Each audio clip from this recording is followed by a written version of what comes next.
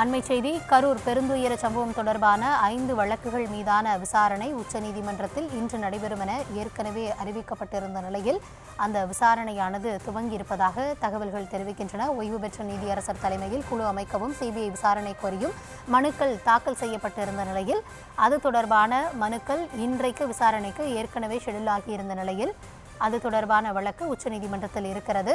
கூடுதல் விவரங்களோடு நம்முடைய செய்தியாளர் மதியழகன் இணைந்திருக்கிறார். மதி, முழுமையான விவரங்களை வழங்கல. கரூரில் ஏற்பட்ட கூட்ட நெரிசலில் சிக்கி 41 பேர் உயிரிழந்த நிலையில் அந்த வழக்கினுடைய விசாரணையை சிறப்பு புலனாய்வு குழுவுக்கு மாற்றி சென்னை உயர்நீதிமன்றம் உத்தரவிட்டிருந்தது. சென்னை உயர்நீதிமன்ற நீதிபதி அஷ்ரகார் தலைமையிலான ஒரு குழுவை அமைத்து உத்தரவிட்டிருந்தார்.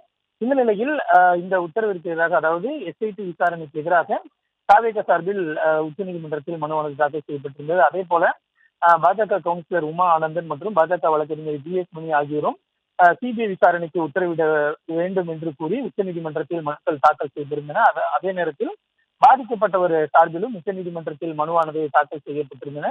இந்த 5 மனுக்களும் உச்சநீதிமன்ற நீதிபதிகள் JK மகேஸ்வரி, MV அன்சாரி அமர்வில் தற்பொழுது வாதமானது தொடங்கி இருக்கிறது. முதலாவதாக தாவேகா சார்பில் மூத்த வழக்கறிஞர் கோபால் சுப்பிரமணியன் தங்களது வாதத்தை முன்வைத்து வருகிறார். அதாவது சென்னை உயர்நீதிமன்றத்தில் என்ன மாதிரியான வாதங்கள் முன்வைக்கப்பட்டன, சென்னை உயர்நீதிமன்றத்தில் என்ன மாதிரியான கோரிக்கை முன்வைக்கப்பட்டது, அது தொடர்பான வாதமானது தற்பொழுது முன்வைக்கப்பட்டு இருக்கிறது. அரசு தரப்பை பொறுத்தவரை கபில் சிபல், அபிஷேக் மனு சிங்வி, முகுல் ரோஹத்கி உள்ளிட்ட மூத்த வழக்கறிஞர்கள் ஆஜராக இருக்கிறார்கள்.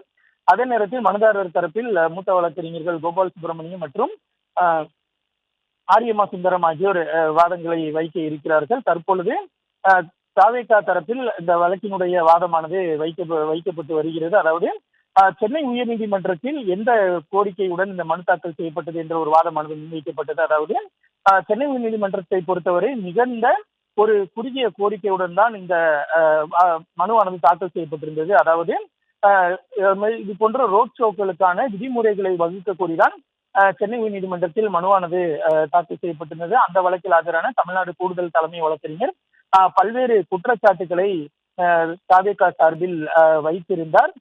அதே போல கட்சிக்கு எதிராகவும் சில வாதங்களானது முன்வைக்கப்பட்டன. அந்த வாதங்கள் என்ன என்பது தொடர்பாக தாவேகா தரப்பில் அந்த கோரிக்கை வைக்கப்பட்டிருந்தது என்ற வாதமானது வைக்கப்பட்டு வருகிறது.